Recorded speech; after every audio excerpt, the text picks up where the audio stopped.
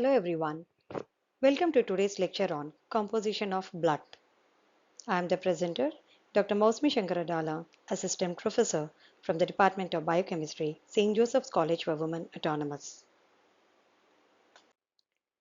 Today's lecture is a part of the certificate course called General Physiology, which was run for 8 weeks duration, and it is subjected for degree first year to third year students. And this course is run by Department of Biochemistry, St. Joseph's College for Women, Autonomous, Visakhapatnam.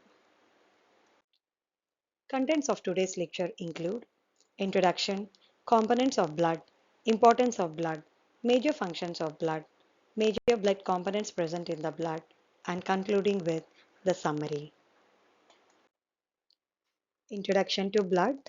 Blood is a specialized connecting tissue which circulates throughout the body, and also it consists of plasma and the formed elements. Blood is very essential for maintaining life. Plasma is a liquid component of the blood. As mentioned earlier, what are the formed elements of blood?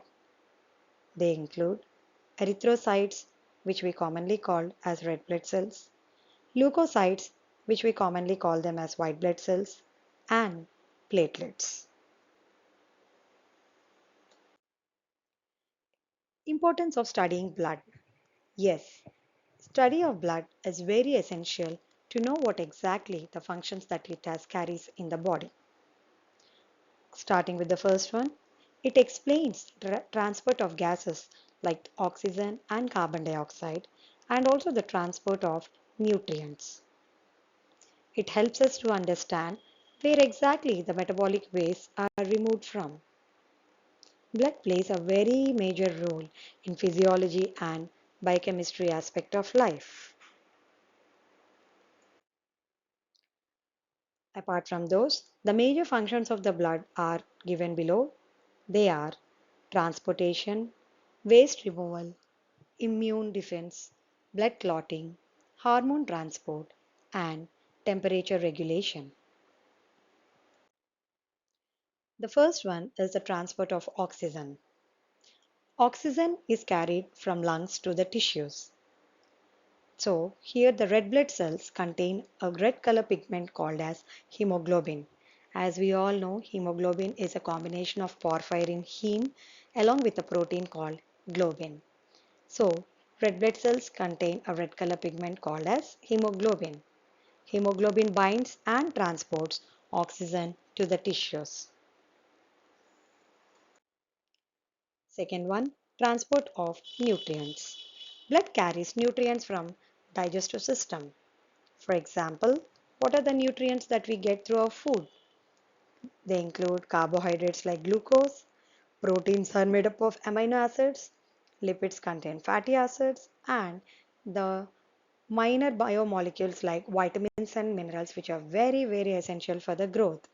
All these nutrients are transported only by the means of blood from the digestive system after the person he or she will complete his food. Removal of metabolic waste, which is very essential for every individual. Whatever we eat inside, the undigested food material or the toxic substances have to be removed from the body. Coming to the first one, that is a carbon dioxide is transported to lungs. How? The carbon dioxide combines with the hemoglobin to form carboxyhemoglobin, and this carries the carbon dioxide to the lungs where it is exhaled out.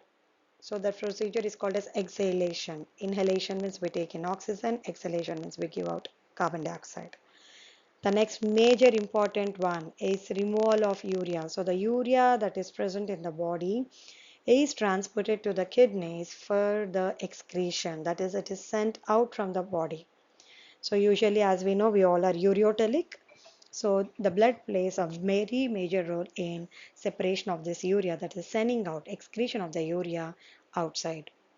Next one is the lactic acid, which is removed from the tissues. As we know, if the more lactic acid is deposited, then it leads to muscle cramps and pains.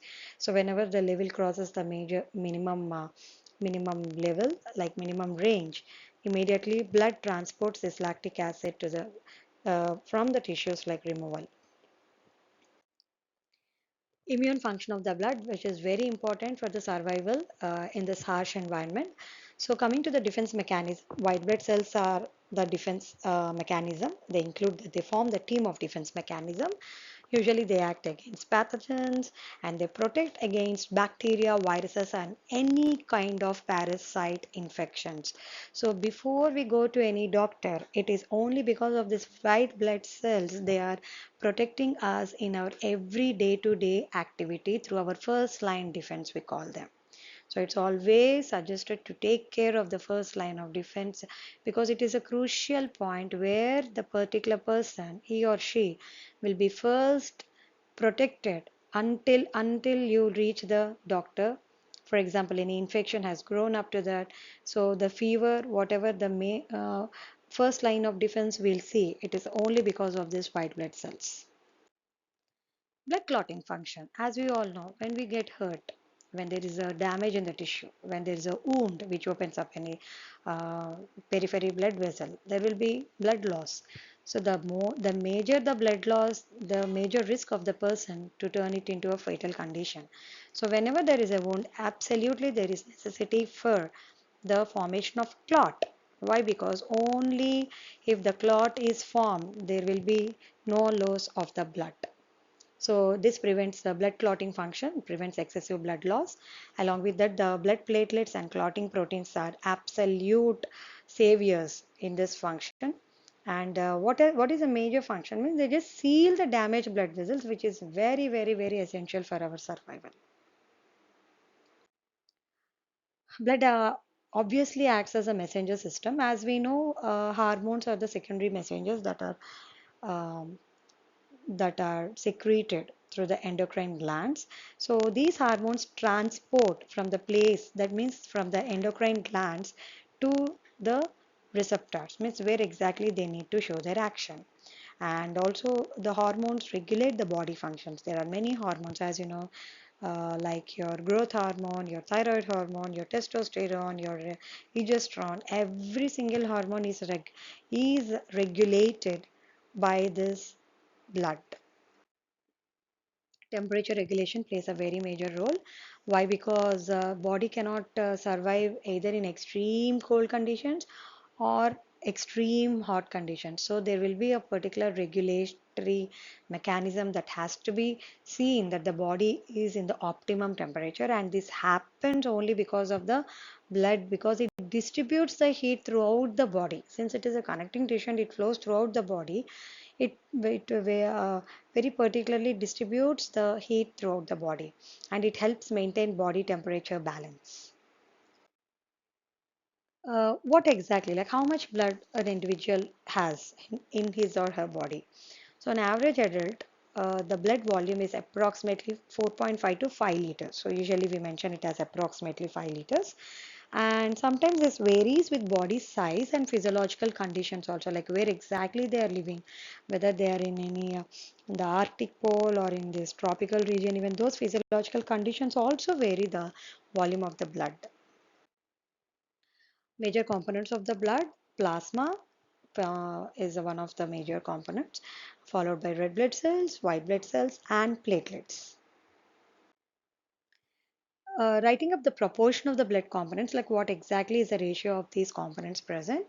The first one is plasma. Approximately 54.3% of the total blood volume is made up of plasma, followed by red blood cells. As we know, they carry the oxygen and carbon dioxide. They are highly essential for the respiration procedures and all, like to carry the exchange of the gases. Approximately 45% are present, followed by white blood cells and platelets, that is approximately 0.7%. And here I have mentioned buffy coat contains white blood cells and platelets. What is a buffy coat? We'll be seeing in the next slide. Now, as we know that many components are present in the blood, how do we exactly differentiate which one is what? So for this we use the much common technique called as centrifugation. As you know, centrifugation means you take the sample in certain centrifuge tubes and you rotate it in a particular manner. So when at that particular revolutions per minute RPM when you keep, so what happens is the components of the blood are separated. So the bottommost layer, the red blood cells are sedimented.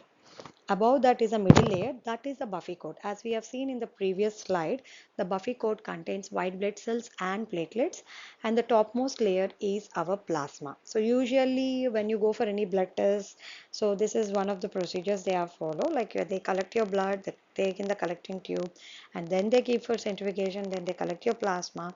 Some experiments have to be done with plasma, and some experiments have to be done along with the serum, that is the complete blood component. Now, what exactly is plasma? Plasma is the liquid component of the blood, and it is usually straw yellow in color.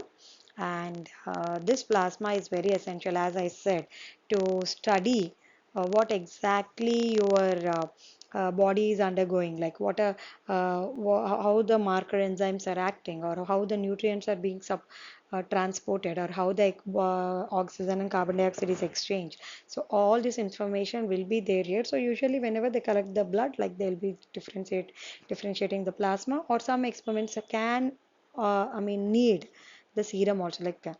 So the major differences here, the blood clotting factors will be absent. So that is a major difference between plasma and serum. And so in 5 liters of blood, about 2.7 to 3 liters in adults of the blood, that blood ratio is a plasma only. So out of the 5 liters, approximately 3 liters is plasma. Now, particularly composition of plasma, because it forms almost like 3 liters, means almost like 75%. What exactly is present in that means it is purely made up of only water. In the water, you have dissolved substances of about 8%. Now, what exactly the dissolved substances are? They are proteins, electrolytes, nutrients, and hormones. Plasma proteins play a very, very major role because since plasma is a major component of the blood, normally these proteins also have a major share in share of the blood functioning. So among them, the first one is the albumin. This albumin is very important for maintenance of the osmotic pressure, followed by fibrinogen and prothrombin, which are involved in the clotting factors. And now much more important one are the immunoglobulins, which are naturally formed in the body, apart from your medical defense line. These are the first line of defense where the natural formation of the immunoglobulins are seen, so that you can first go through the first line of defense for any infection. Summarizing in a brief, so blood is one of the complex biological fluids that is present in every individual.